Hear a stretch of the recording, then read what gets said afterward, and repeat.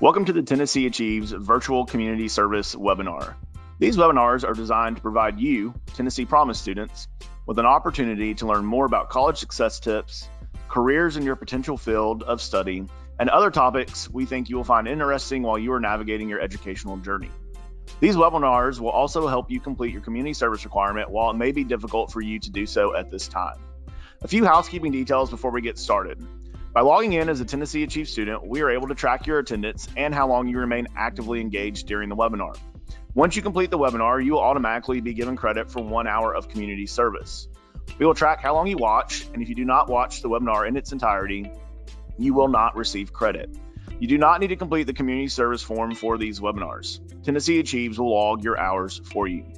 tnAchieves staff and partners across the state are providing important insight and information we think you will find entertaining and informative. We hope you enjoy this new series of webinars. Welcome to our tnAchieves Virtual Community Service webinar series. Today, I'm really excited to have a panel of four-year university. Well, we've got a college president, Dr. Paul Stumb from Cumberland University. And we have the Chancellor from the University of Tennessee, Martin, Dr. Keith Carver. Excited to have both of you with us here today. Thanks for joining us. Thank you, Graham. Good to be with you. Graham, absolute pleasure. Thank you. Yeah, well, I'm Graham Thomas at tnAchieves. I'm going to be moderating this panel today. And really, our goal today is to provide you, our listeners, Dr. Carver, Dr. Stumb, our listeners today are Tennessee Promise students, both already enrolled in college and those from the class of 2020 that will be graduating here in just a couple of months.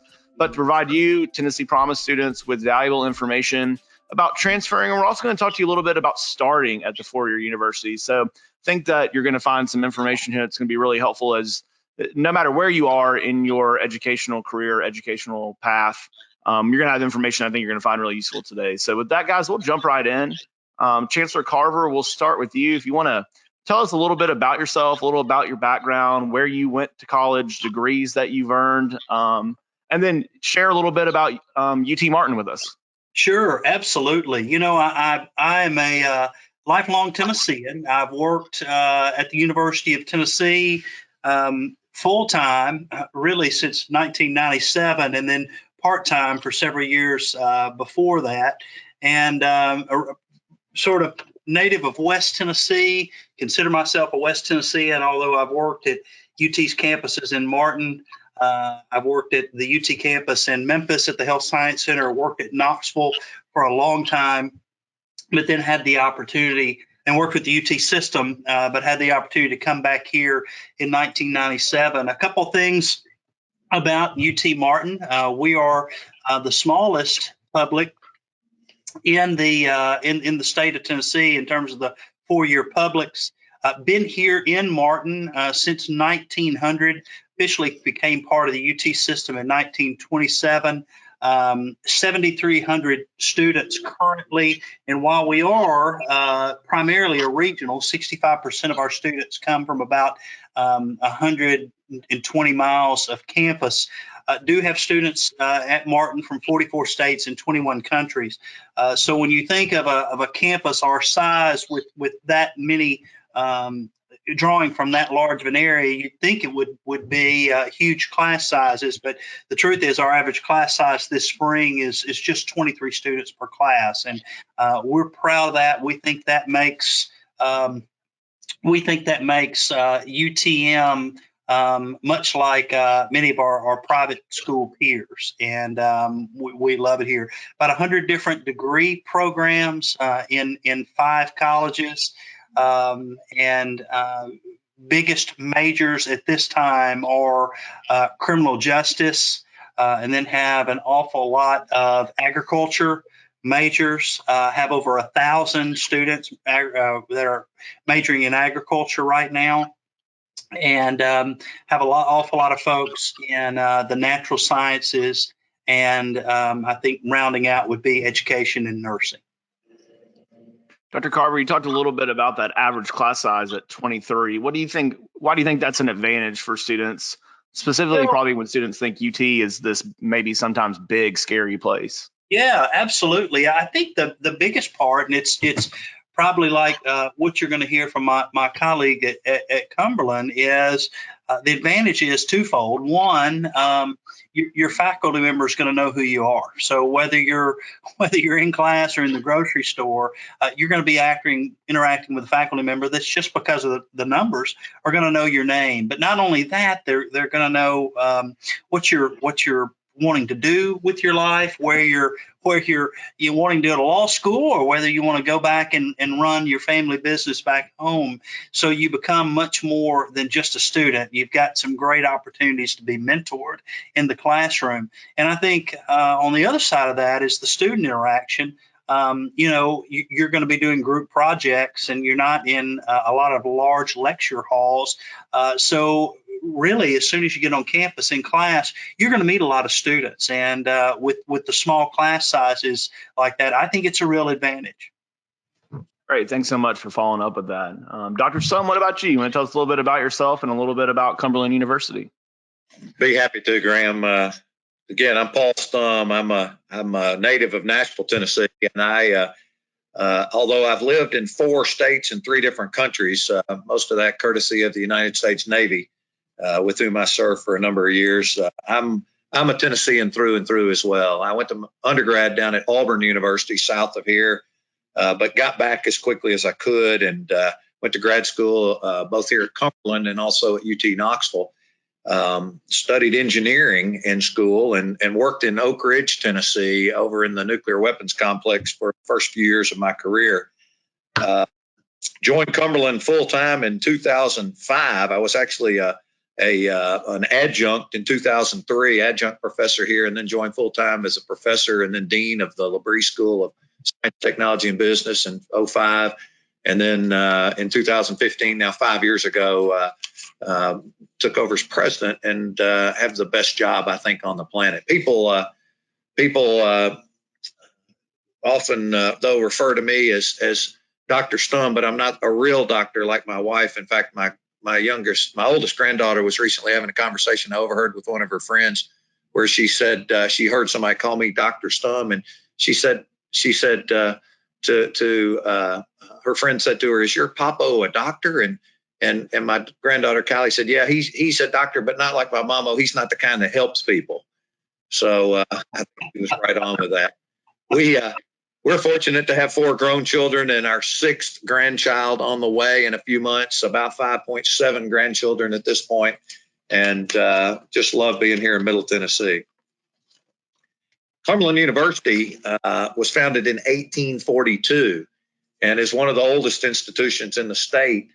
We're just east of Nashville, and our fall enrollment was a little over 2,500 students last fall. We're shooting 700 this fall. I hope we achieve that. We have students similar to Dr. Carver. We have students from 33 states and 38 countries this year. So it's a diverse student population, although we're only about a third of his size. We have 100 programs of study, including associate, bachelor's, and master's degrees. We're one of the few private schools in the state that honors the Tennessee Promise, and we accept Tennessee Promise students here, and they can come to Cumberland for the same price tag that they can go to any of the community colleges, and that is free for the first 2 years. And we're very proud of that. We have 22 varsity men's and women's sports teams, number of student organizations, and a wide array of alums, including those that you notice on the screen there. And we've also had 2 former U.S.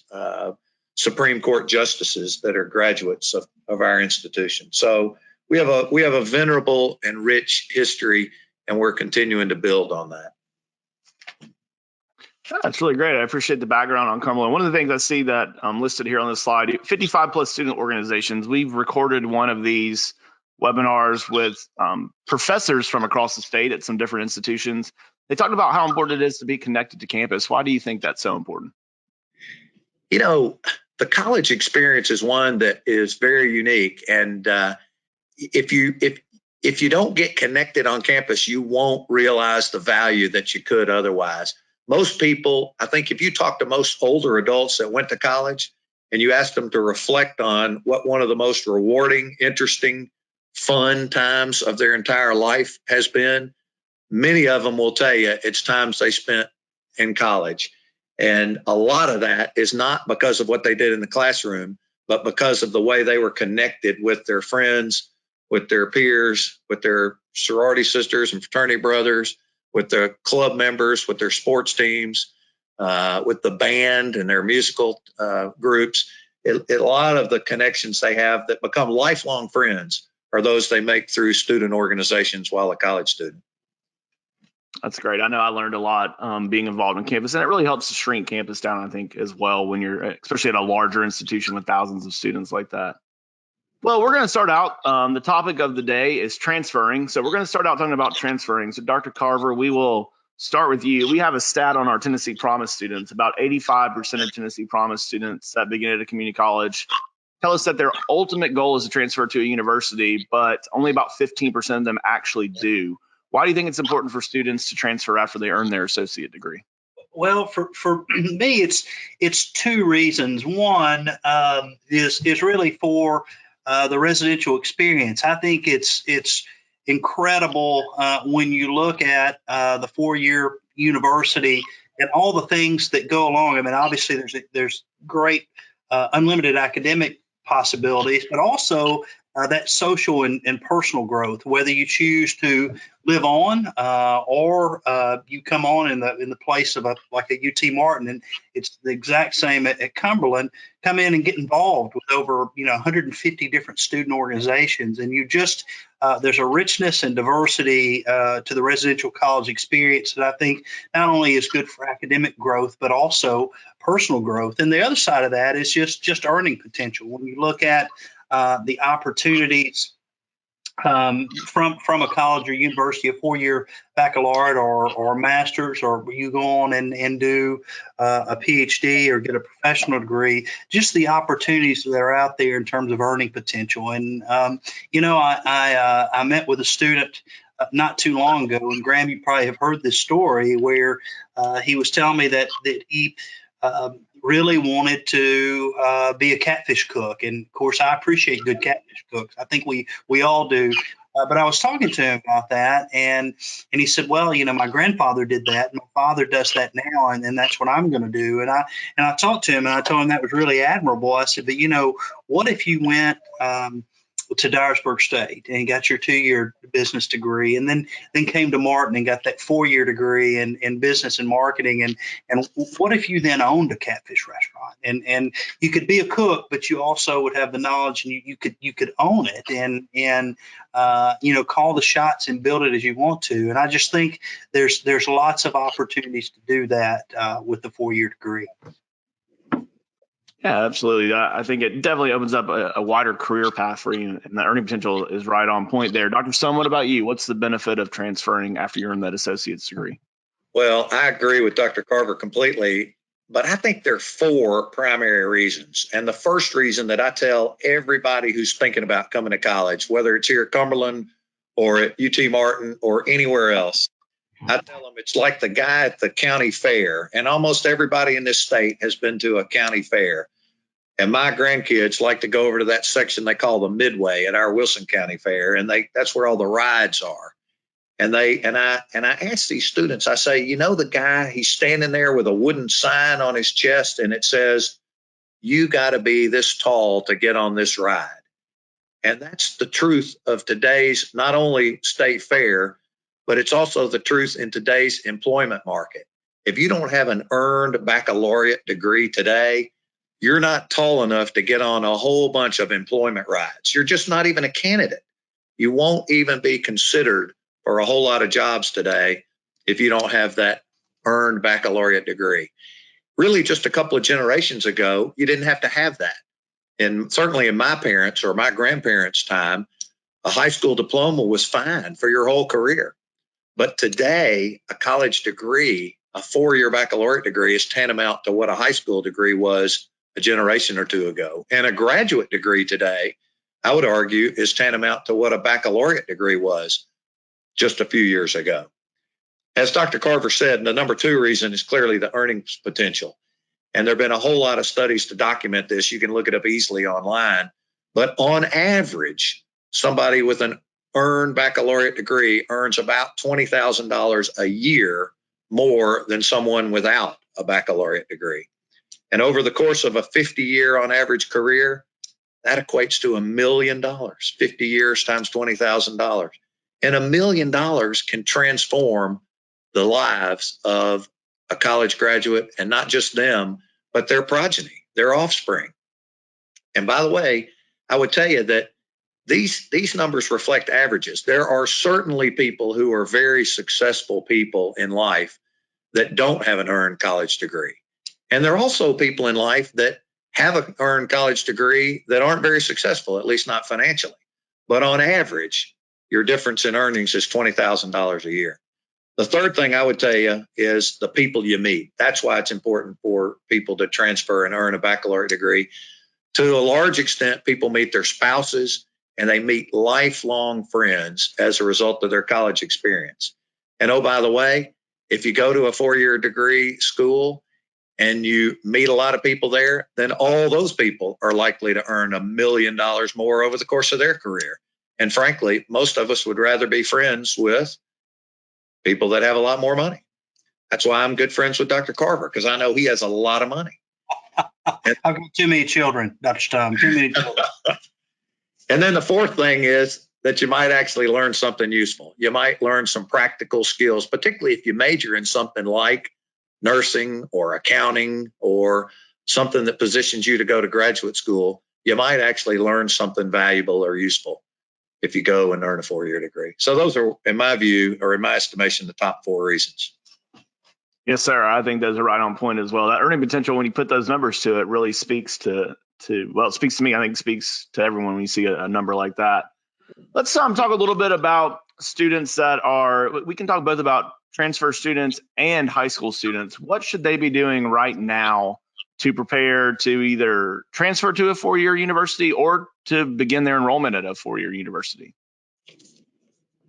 I think, the big thing now is talking to your advisor or a guidance counselor. But I think not only where you are now, but talking to that advisor at Cumberland, at Martin, at the school of your choice, because I think so many students so many times get the work where they are and reach out and we'll talk to a guidance counselor or advisor where they are, but really also finding out about the advising at the destination school. And I think what students will quickly find out is the people at the 4 years are just eager to talk to you and go ahead and if you're a first-year community college student and you're thinking about going 2 years at community college and then transferring, go ahead that first year and be talking to an advisor either at Cumberland or at Martin or wherever you're going to make sure that everything you're doing is lining up. Second piece is look at financial resources. I know that UT Martin, as I'm sure Cumberland does, we offer scholarships for transfer students, and not only the student transferring in qualifies for the transfer scholarship, but there are also departmental scholarships like biology or an education that based on your grades coming out of community college, you might be eligible for these departmental scholarships. So, and there's people in the financial aid officers. This is what they do. They like to talk to incoming students and prospective students. And finally, is take a campus visit. And whether you're in Nashville now and your mom and dad went to Cumberland or you're in Weakley County and you grew up next door to UT Martin, you've got to go and see the place as a prospective student and go on the tour and meet with a faculty member and let a student walk you around, but really get a feel for the place. And right now, taking tours is a little difficult, but you can get online even and just do the virtual tours and really get a feel for the place, because you need to see it through your eyes, not through the eyes of a sibling or a parent, but really check it out for yourselves and think, is this going to be a good fit for me? Starting with the end in mind is so important, and I think it's something that a lot of students don't necessarily think right offhand. But if your goal is to end at a 4-year university, even if you're starting at a community college first, getting that plan together with that 4-year university is so important. I think that's really, really good advice. Dr. Stumb, what about you? What advice do you have for students that are looking to transfer or even begin here at a 4-year university in a couple months? Well, I agree with everything that Chancellor Carver said, and I would just shape his thoughts just with a couple of additional things. And one is to think long term, to begin thinking now about what career path you really want. A lot of people don't know that when they enroll in college, and that's okay. You can take some introductory classes in a lot of different disciplines and try to discover what you like. There are also some great resources now, and probably every school has some of these. We use a product called UScience that allows us to assess a student's interests and abilities and skills early on so that they don't waste a lot of time. One of the worst things is to go all the way through a degree program until maybe you think you want to be a teacher, and you go all the way through school and you're doing your student teaching as a senior in college, and you realize, man, I don't want to do this. I don't want to be a teacher. If you can learn early on about what your long-term career path really should be, then you can begin focusing on that early on. Just as Dr. Carver said, I think secondly is understand what resources are available. Every school that you would want to go to has a lot of good resources, academic, financial, and other resources that you need to understand. And I loved his point about taking a campus tour. Even though you can't do it physically at a lot of campuses right now, you can do virtual tours. You can go to a lot of websites, including ours, and doing a virtual tour of the campus is a great idea. And then my last comment would just be to finish strong. You can't overstate the import of not coasting really ever in life. There's an old saying that says that if you're riding a bicycle is like teamwork. If you're coasting, you're only coasting if you're headed downhill. And so you don't want to be headed downhill. You don't want to coast. You need to finish strong, and whether that's in community college or in high school, so that you can be prepared to jump into that 4-year degree and hit the ground running. Yeah, absolutely. I think that is really strong advice there. And getting on campus, we've recorded a webinar with college professors for this series also, and that getting on campus, talking to a professor, learning more about your subject matter seems to be reverberating across the field here today. So let's talk a little bit specifically about your institutions. Dr. Carver, what is UT Martin and maybe across the UT system in Knoxville and Chattanooga? What are some things that UT Martin and the system as a whole are doing for students as they're looking to transfer? I think the biggest thing we've done the last 2 years is we've hired an admissions officer just for transfer students. And while they certainly talk with first-time applicants, really their primarily their scope of work is really focused on those students who are looking to transfer after 1 or 2 years somewhere else. And so they make a lot of rounds at community colleges. They obviously work with students who are calling in from maybe a larger school and wanting to transfer to something smaller, but they know the issues that really are most important to transfer students. And so that's been one thing that's been really helpful. Second is the Elam Promise, and that's a scholarship that each transfer student automatically qualifies for with a 3.0. If they're coming in with a 3.0, there's several $1,000s worth of scholarships they can qualify for based on grades. And again, our transfer admissions counselor can explain more about that. But it's just another incentive to come over.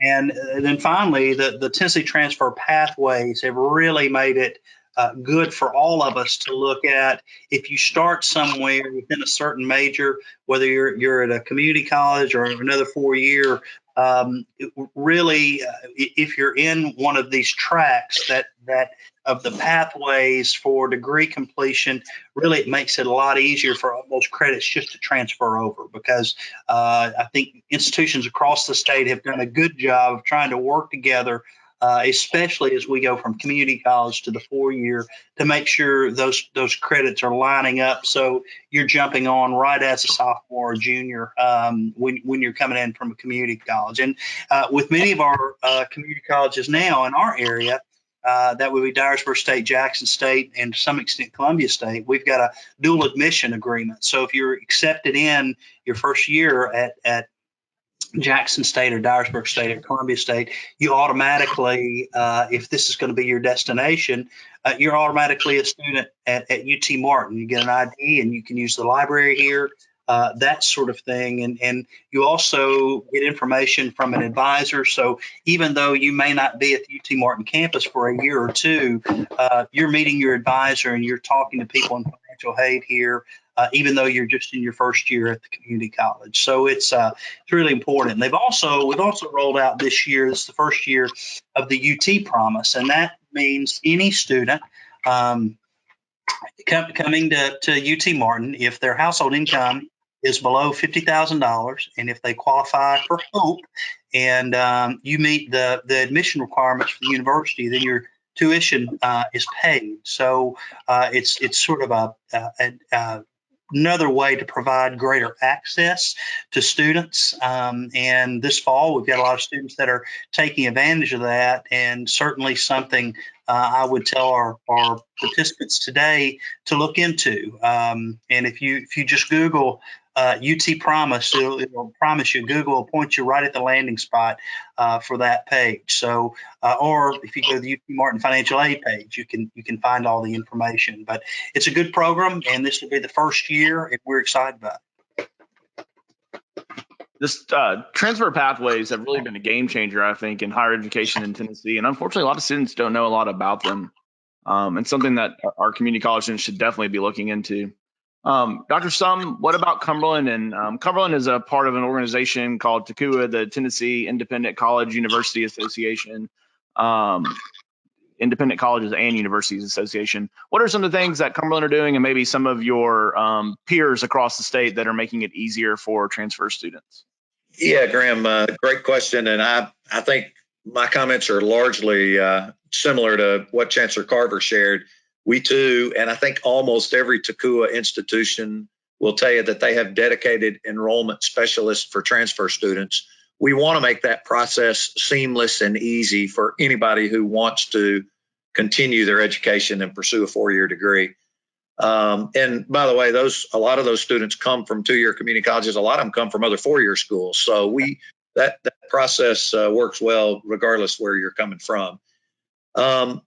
We also have what we call the Cumberland Promise Scholarship, and that awards up to $16,000 a year in tuition assistance for anybody that has strong enough academic credentials. In other words, if you do well in whatever school you're coming from, you qualify for an increasing dollar amount of scholarships. Now, I will tell you on top of that we, like a lot of other schools, have a number of endowed scholarships. And those endowed scholarships, most all of them have specific criteria that's set up by the donor. And some of them are very specific. Some of them will say, we'll give you a full tuition ride if you're the blue-eyed daughter of a dentist from Smith County. But a lot of them are not that specific. A lot of them just want you to be able to demonstrate financial need and academic acumen. And if you do well enough academically and you demonstrate financial need, the market is just replete with scholarship opportunities. So I think that's an important answer to the question of how it's easier for students to transfer. And then thirdly, just like Chancellor Carver said, the Tennessee transfer pathways and articulation agreements that we have with every community college in the state. And there's a fourth thing that you actually had on the previous slide that I didn't think about, but is absolutely true, and that is dual enrollment. If you took dual enrollment in high school, that too makes it easier for you to transfer into any four-year school, I think. And maybe you're going to talk about that some more later. I don't remember if that's coming up or not. But those are my thoughts. Yeah, I think one of the things that Tennessee Promise has really changed is some of those financial aid packages for transfer students, which for Tennessee Promise students, what a great benefit. And I know Cumberland has kind of been specifically in the private university space, kind of at the forefront of leading some of those things. And I know we appreciate that, and I'm sure our students do too. Thank you. There's this, I think, a misconception, a misperception. I know it was around when I was in school, and I think it still continues, unfortunately, to kind of make its way around that students are going to go to a community college, and if they want to transfer, that they're spinning their wheels because the credits aren't going to follow them to a four-year university. So talk a little bit about that, what's being done at the university level to make sure that that doesn't happen to students. Dr. Carver, you want to kick us in? Sure, absolutely, Graham. Thank you. I think the important thing to remember is we've got 38 of these transfer pathways. And so going in, as you're meeting with an advisor at the community college, they're going to be working with you and they're familiar with these pathways. And so you're not going to be getting to school and be put in a place where you've got to figure this out on your own. And they also, if you're getting ready to make that migration to a four-year campus, your advisor, whether no matter what school you're currently at, whether you're at a community college or you're at a four-year, they can get you in touch with someone that's going to work with you as an incoming student to make sure they maximize your transfer process, and hopefully everything will transfer over. And obviously there are agreements in place for up to 60 hours of transfer credits that can be over. So you can bring in a lot of college credit to the university when you transfer in. But also know that as you're coming in with these hours and you're going into majors, it's important to know that whatever major you pick at the four-year school is fully accredited. So you can't make a wrong choice in terms of it doesn't just all happen. We've given lots of time and effort and thought into these articulation agreements or transfer agreements and getting you in majors where you're going to be set up to graduate efficiently, but also in a place too to where you're going to be fully accredited and great chance of getting in graduate school or finding a job. So really thinking about losing credits, if you approach it the right way, that should not happen. Yes, sir. I think it goes back to, like you had mentioned earlier, kind of working with that end in sight and starting with the four-year university. Dr. Stumb, what about you? What are some of those misconceptions, and what are the universities doing to tackle this issue? Well, we're doing exactly the same things that Chancellor Carver mentioned. We also have transfer pathways for currently 11 programs at Cumberland. Those are our degree programs in art, biology, business, chemistry, criminal justice, English, exercise science, history, mathematics, music, and psychology. Any of those we have transfer pathways set up, but we accept actually a few more hours than the chancellor does. We'll accept up to 70 hours of transfer credit from any of the state community colleges. And we made that decision a few years ago because we recognized that, as Dr. Carver said, all of the community colleges across the state are accredited. And many of the community colleges have specialized professional accreditation. For example, in their business programs, every one of the community colleges around the state of Tennessee is accredited by the ACBSP. That's the group that does specialized professional accreditation of business programs. And so we get a lot of transfer students in business and in accounting and management and marketing. And those students can bring in up to 70 hours of credit because we recognize the value of that accreditation. And just like Dr. Carver said, if you're going to go to any school, you want to make sure it's regionally accredited. And actually, the regional accreditors are going away. They're all becoming national accreditors. But you want to make sure they have that stamp, that good housekeeping seal of approval. That's that external validation of the quality of their program, just like UT Martin has, just like Cumberland University has, and just like any school that the students listening to this today should want to matriculate to. Yes, sir. Making sure that your school is accredited is certainly important. And it's important for employers when you're going to look for your job. They want to see that stamp as they're looking to hire students. So I'm going to ask you guys a slightly different question here next, but feel free to join in on either one and talk about either. But Dr. Carver, I'm going to talk to you a little bit about what obstacles do students face in transferring, and what can they do to overcome them?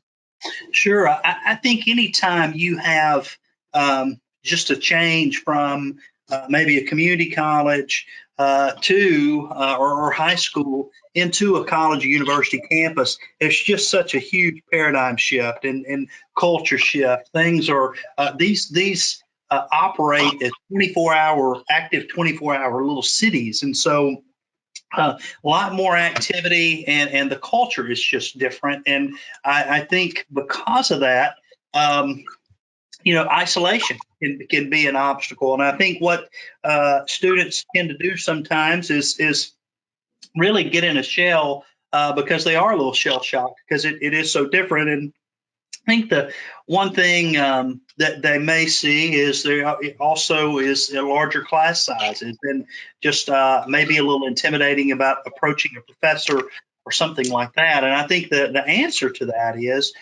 just getting engaged. And just because it's this huge change, you're prepared for the work, whether you're coming from a community college or another university. You've succeeded and you've got what it takes. You've been accepted. You're going to be successful if you put in the effort. And I think if you know in your mind, you know what, I can do this. I can go talk to that professor after the class. I can get involved in these student organizations. I think these things quickly change. I think you quickly adapt to the culture. You make friends. You get comfortable with the faculty members. You're working in study groups.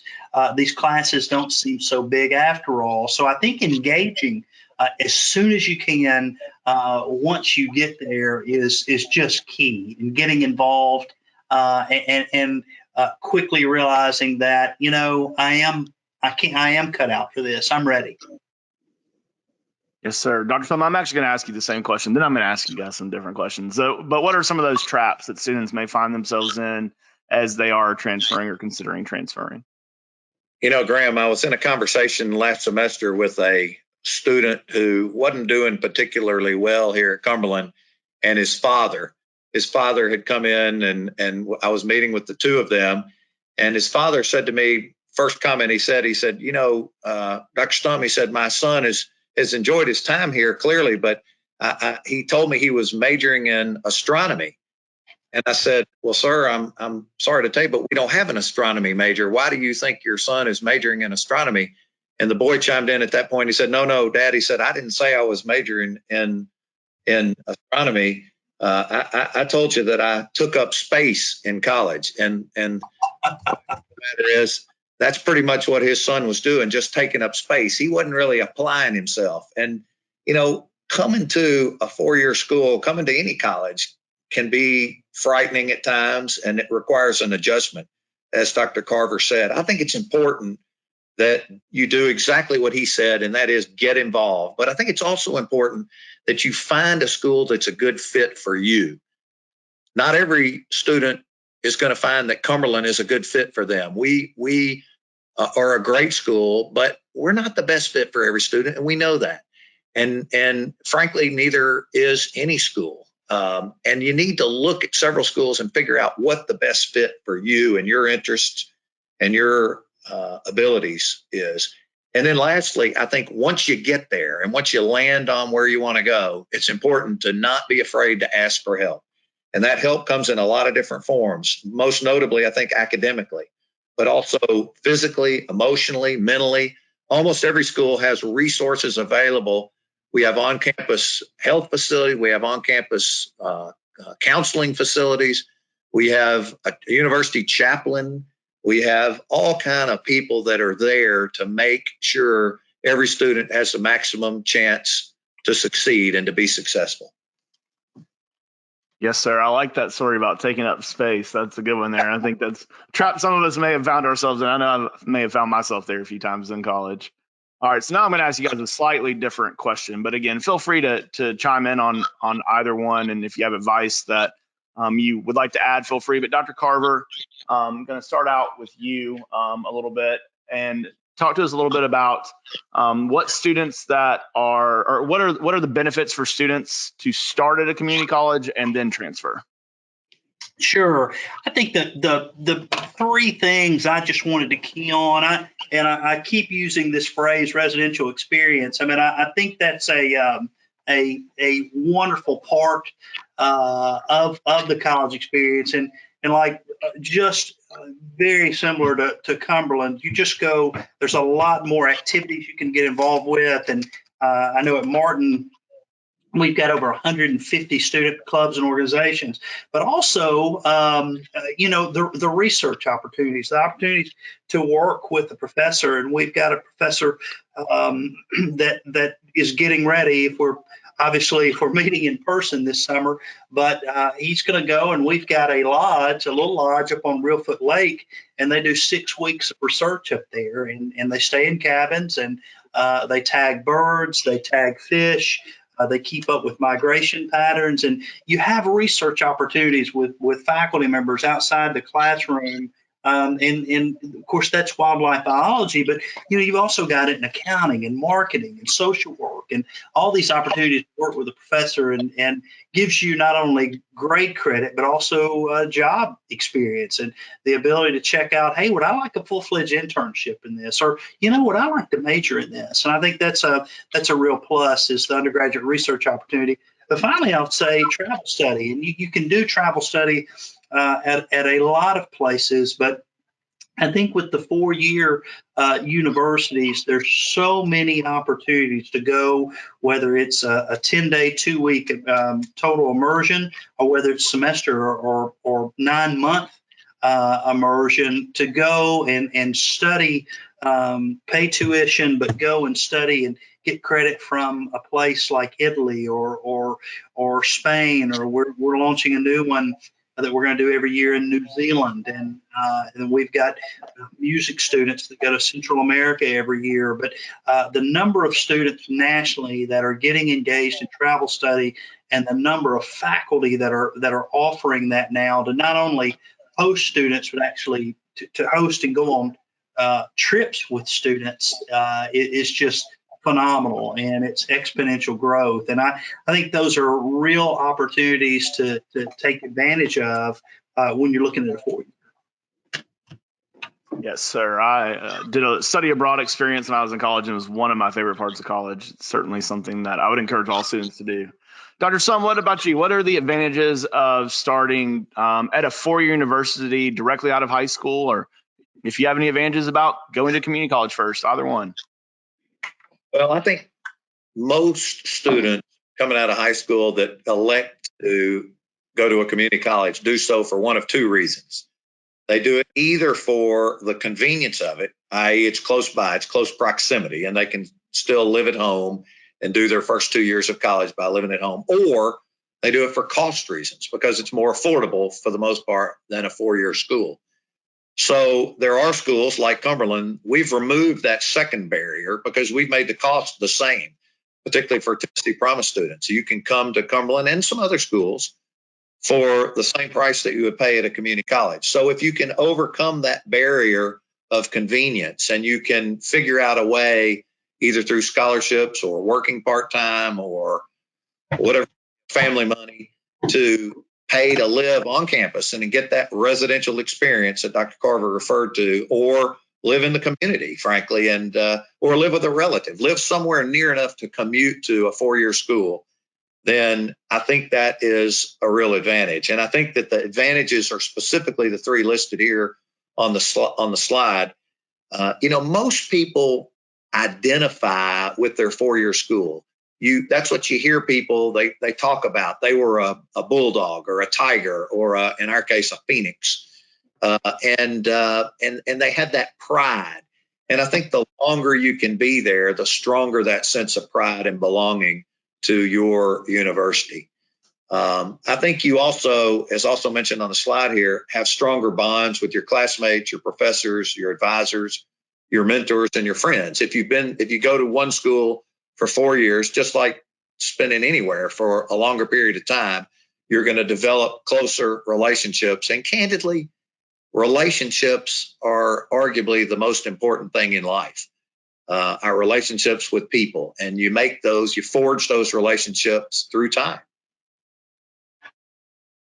Yes, sir. I know a lot of my best friends today are friends that I met in college and still continue to be very close with.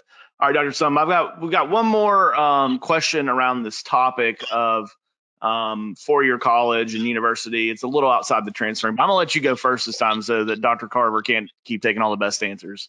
We got a lot of students that are interested in going into education. It is, when we survey Tennessee Promise students, the top two are always healthcare and then education. So what are students that may be interested in one day having a job in higher ed? What are some of the jobs that are available, and what advice do you have for them as they're looking at that as a profession?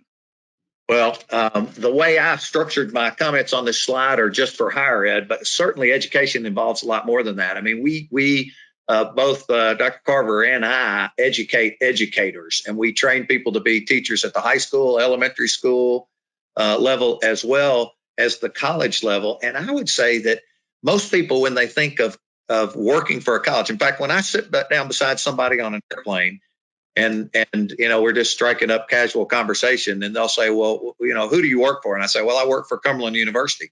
The first thing they always say to me is, well, what do you teach? And the truth is, I did used to teach, and I actually do still teach one class each year. But there are a lot of jobs at colleges and universities that aren't necessarily faculty jobs. They're not teaching jobs. And I've listed 10 here on the slide. There are opportunities for people to work in each one of these 10 areas. Everything from athletics to enrollment services to financial aid to Greek and student affairs, res life, academic support, advising. I mentioned about alumni relations and advancement. All of those are important areas. And I would suggest that the best way to decide if one of those is of interest to you is to look for an opportunity on the campus of whatever college you enroll in to do a work study, to do an internship, or to do a graduate assistantship. Those are ways you can test drive those different opportunities, vocational opportunities in the world of higher ed. Yes, sir. Internships are really important. That's something else we heard from our college professor panel. Dr. Carver, what about you? Advice for students that are getting into higher ed or education as a whole? I said it a few minutes ago. These places, and you've got to look at education, whether it's K-12 or higher ed. They're like these little cities, and you do need faculty members, but you need people in marketing teams. You need HR and accountants. You need safety and security officers. You need counselors, and so education's a great way, a great lifestyle, a great vocation, even outside the classroom. And so I think what Dr. Stumb said was just right on. There's just a variety of things to do, and I would look for employment opportunities, internship opportunities to explore. And an internship doesn't have to be 3 states away. An internship could be in the financial aid office or in the public safety office, and just seeing, hey, would this be a good fit to me? Would I like to work in the rec center and be a personal trainer for students, faculty, and staff? I mean, the opportunities are endless, and we need good people. We're always looking to hire great people in the classroom, but obviously outside too. Yes, sir. I like that part about finding opportunities that are nearby, especially while you're on campus every day, getting that experience. And if you want to go into education, you're at a place of education, right? So we always like to wrap up these webinars with 3 questions for all of our panelists. They're a little bit outside the scope of necessarily our topic for the day, but we're getting close on time, so we can do these kind of rapid fire. Dr. Carver, why don't we start with you on question number 1 here? But what is the one thing you wish you knew while you were a student in college that you just didn't know? I think sometimes we're just selfish by nature, right? We're always thinking about how things impact us, but really wish I had thought more about impacts, the decisions I make, and how they impact others. And every little decision you make in life, there are ripple effects. And thinking about how's this impact your spouse, your family, your friends, your community, your nation, because your actions do have reactions elsewhere. Second thing is everybody has a first name, and that's really just humility. And that no matter who you encounter, whether it be the governor or the mayor of your town, or whether it's someone that's working third shift and really keeping things humming. I think the big thing is get to know people, get to know their story, and because everybody has a part in our lives, and what people do in society, the role they have is really important. And I think knowing everybody's first name and treating everyone with the same amount of respect is really important. And then finally, just whatever you choose to do it with all your heart. I mean, I think Dr. Stumb and myself really love working at colleges and universities, and we give it all we have. And Graham and Ben, the work you're doing with tnAchieves, you're passionate about it, and so you give it all you got. So if you choose something that you love, you're never going to be lack of motivation there. Your always feet are going to hit the floor every day, and you're just going to go running head first into this passion, and you're not going to think of it as a job. So choose to do something you love, and then just give it all you've got. I could not agree with that anymore. I'm going to let that speak for itself. Dr. Stumb, what do you know now that you wish you knew while you were in college? Well, first thing I'd like to do is acknowledge that neither Dr. Carver nor I really followed the directions on this very well. I had some trepidation about giving you two answers because your question was the one thing you wish you knew in college. But since he gave you three answers, I don't feel as bad. But I agreed with all three of his answers, all very important things that I wish I had known when I was a student in college. And I would just add these other two. Number one, firstly, the importance of time management skills. I think particularly when you leave home and you're on your own and you got to demonstrate maturity, one of the areas that's most poignant is in your ability to manage your time. It's easy to focus on the urgent and not important, as Stephen Covey says. And if you're not careful, you'll waste a lot of time on things that really don't make any difference. And what you need to do is learn how to manage your time in an effective way so that you can be successful in college. It doesn't help a bit for you to go to college and spend a bunch of time and a bunch of money and not come away with a degree.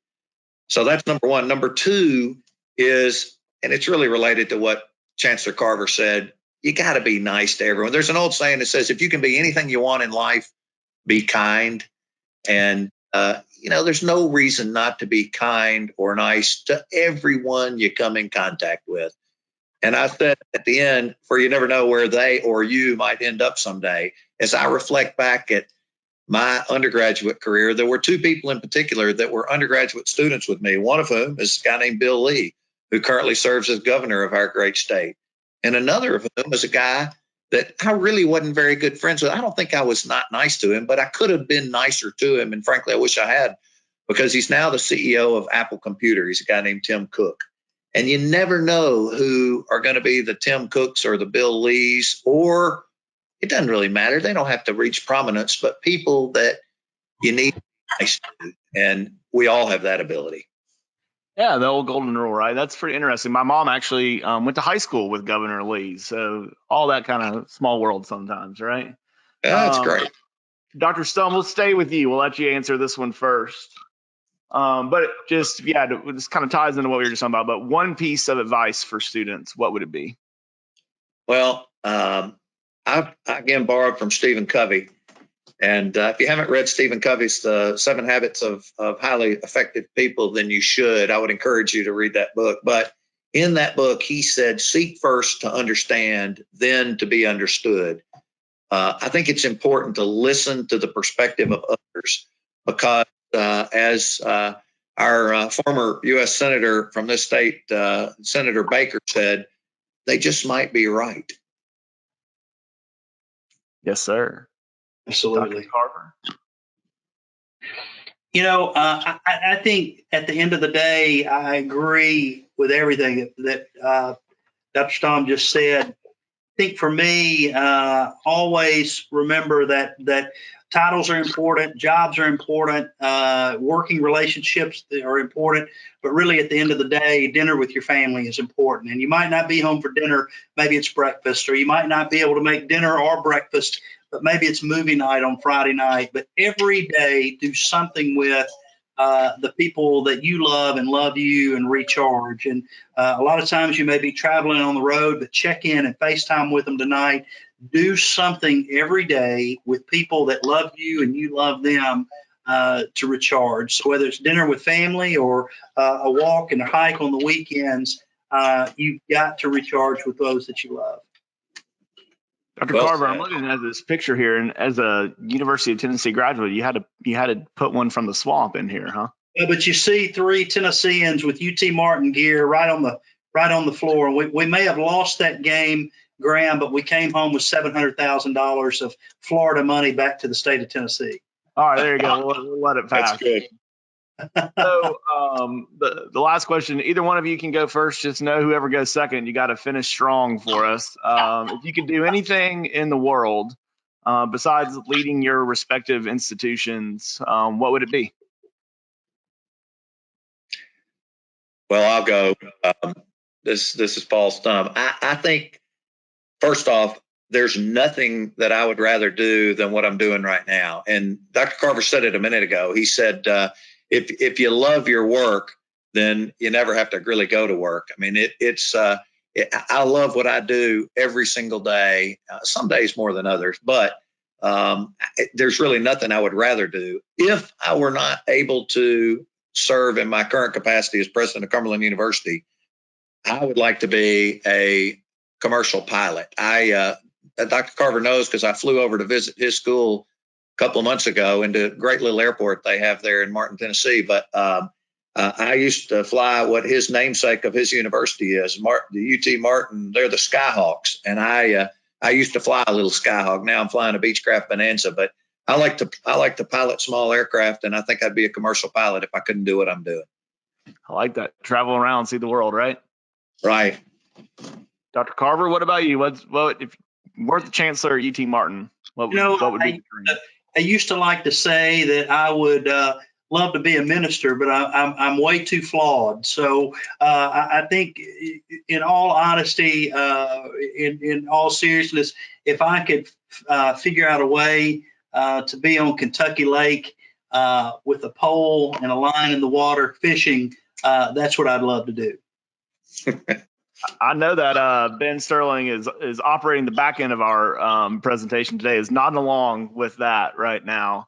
Well, I want to thank you both for being here today, and I want to give you each maybe a couple of plugs. I know that you have both been mentors with Tennessee Achieves since the launch of Tennessee Promise, and so we're extremely grateful for what you invest into our program. Dr. Stumb, you and the work that is being done at Cumberland, where we have our highest success rate with Tennessee Promise students. That's awesome. That associate degree. And I've been on campus. You guys have always been so welcoming and have had us on campus so many times. And we appreciate everything that you do for us. And Dr. Carver, I know that we have a huge chunk of mentors that come out of UT Martin, and for a four-year university where Tennessee Promise isn't accepted right out of high school. That type of support in a community like Weakley County and in the entire West Tennessee region is greatly appreciated. And on a side note, I know that you know this, but my dad is a proud UT Martin alum. So appreciate everything that both of you have done for our program. And thank you both for taking the time to be here with us today. Absolutely. Well, and to our listeners, thanks, and our viewers, thanks for joining us today. You've got some information on your screen here about making sure that this counts for your community service. And we hope that you will consider checking out some more of our community service webinars at our website, www.tnAchieves.org. Dr. Stumb, Dr. Carver, thanks so much, and hope that everyone has a great rest of their day. Thank you, Graham. You too. Appreciate you, buddy. Thank you for watching this installment of the Tennessee Achieves Virtual Community Service webinar. Your attendance will be automatically recorded, and your 1 hour of community service is being credited to you. Please click Submit on this screen to ensure that your attendance is recorded for you. For this community service opportunity, you will not need to complete the community service form. We hope you found this opportunity to be engaging and informative. Please watch more of the series by visiting www.tnachieves.org. We hope you have a great day. Thank you.